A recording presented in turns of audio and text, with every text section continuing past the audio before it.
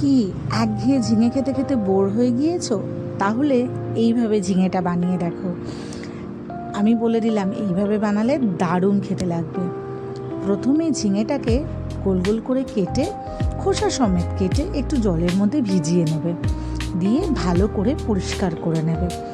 এরপর একটা মিক্সিং বোলের মধ্যে এই কেটে রাখা ঝিঙেগুলোকে দেবে ভালোভাবে। তার সাথে দেবে হচ্ছে বেশ কিছুটা কাঁচা লঙ্কা, যে যেরকম ঝাল খেতে পছন্দ করো, অবশ্যই রান্নাটা একটু ঝাল মিষ্টি হয়। এরপর বেশ কিছু কোয়া রসুন দেবে, আর তার সাথে দিয়ে দেবে হচ্ছে দুটো শুকনো লঙ্কা। শুকনো লঙ্কাটাও তোমরা যে যার মতো করে দেবে, মানে যার যেরকম মনে হবে সে সেরকমভাবে ঝাল যতটা মনে হবে ততটা দেবে। এরপর এর মধ্যে দিয়ে দেবে হচ্ছে পরিমাণ মতো বেশ কিছুটা নুন, কিন্তু বেশি নুন দেবে না, প্রথমে অল্প নুন দেবে, আর দিয়ে দেবে হচ্ছে একটু চিনি। আমি আবারও বলছি, নুনটা কিন্তু একদম প্রথমে অল্প দেবে, দিয়ে এবারে মিক্সিং বলে গ্রাইন্ড করে নাও। এরপর একটা কড়ার মধ্যে দিয়ে দাও সর্ষের তেল। এই রান্নাটা না সর্ষের তেলেই ভালো লাগে। বেশ কিছুটা সর্ষের তেল দিয়ে দেবে। এবারে তেলটাকে ভালোভাবে গরম করে নাও, দিয়ে এর মধ্যে দিয়ে দেবে হচ্ছে 5 ফোড়ন।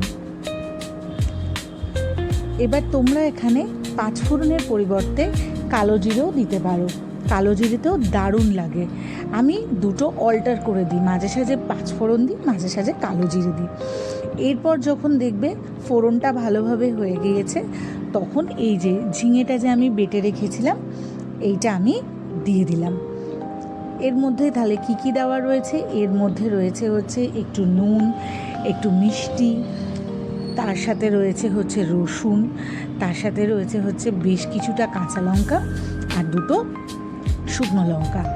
ভালোভাবে দিয়ে কিন্তু এটাকে নেড়ে নেবে, এই যে ভালো করে এবারে এটাকে নাড়াচাড়া করতে হবে।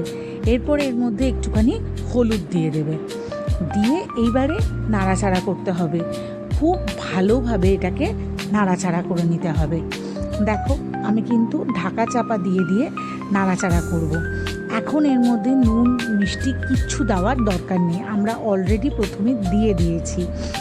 এরপর আমরা শুধু জাস্ট ঢাকা দেব আর এটাকে রান্না করতে থাকবো। এই যে দেখো আমি ঢাকা দিয়ে দিয়ে ভালো করে এটাকে রান্না করছি। জাস্ট নাড়তে হবে ভালো করে, তা না হলে নিচেটা ধরে যেতে পারে, সেই জন্য ভালোভাবে নাড়বে।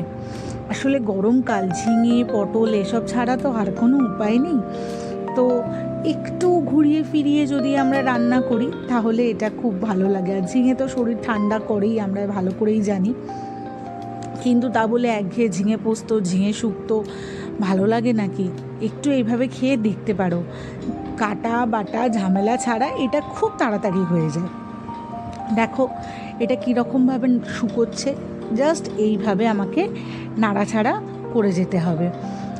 হ্যাঁ, এইভাবে দেখো কতটা পরিমাণে আমি দিয়েছিলাম, এবারে এটা কেমন কমছে। সেই জন্যই না আমি তোমাদেরকে বলেছি যে প্রথমে একদম অল্প এটার মধ্যে নুন দেবে, কারণ এই যে টানছে, এর ফলে বেশি যদি আমরা প্রথমে ঝিঙের পরিমাণ অনুযায়ী দেখে যদি আমরা নুন দিই তাহলে বেশি হয়ে যেতে পারে। তাই জন্য এইভাবে নাড়াচাড়া করতে থাকবে। যখন এই রকম জায়গায় চলে আসবে তখন তোমরা একবার নুন মিষ্টিটা চেক করবে, করে তারপরে যদি প্রয়োজন মনে হয় তাহলে আবার দেবে। দেখো নাড়াচাড়া করতে করতে কেমন জিনিসটা পুরো কড়া থেকে উঠে আসছে খুব সুন্দরভাবে, এই যে দেখেছো। কিন্তু এটা এখনও নাড়তে হবে, এখনও এটা হবে, সম্পূর্ণভাবে এটা এখনও হয়নি।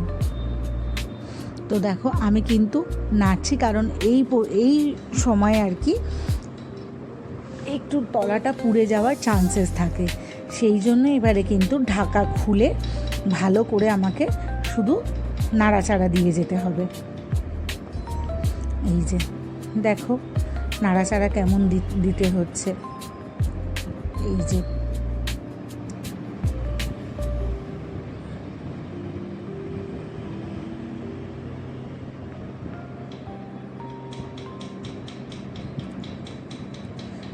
আর হ্যাঁ, এই সময় কিন্তু গ্যাসটা একদম কমিয়ে দেবে। গ্যাস কমিয়ে ভালো করে জাস্ট নাড়াচাড়া করতে থাকবে। কথা দিচ্ছি, এত অসাধারণ খেতে হয় না বন্ধুরা, মানে জাস্ট পাগল হয়ে যাবে। গরম ভাত দিয়ে যদি খাও না, দারুণ লাগবে, দারুণ। দেখো এটা একেবারে একদম শুকনো হয়ে কি সুন্দর হয়ে গেছে, কড়াতে আর একটুও লাগছে না, আর পুরো একটা রোলের মতো গোল হয়ে গেছে। এবারে আমি এটাকে জাস্ট বাটির মধ্যে তুলে নেব। বাস, দেখলে কত ইজি, কত তাড়াতাড়ি হয়ে যায় জিনিসটা। তো তোমরাও এটা একবার বানিয়ে দেখো। এইভাবে যদি একবার ঝিঙে বাটা খাও না, তো আমি বলছি ঝিঙে পোস্ত, ঝিঙে শুক্তো সব ভুলে যাবে, বারবার মনে হবে এটাই করি। তো ট্রাই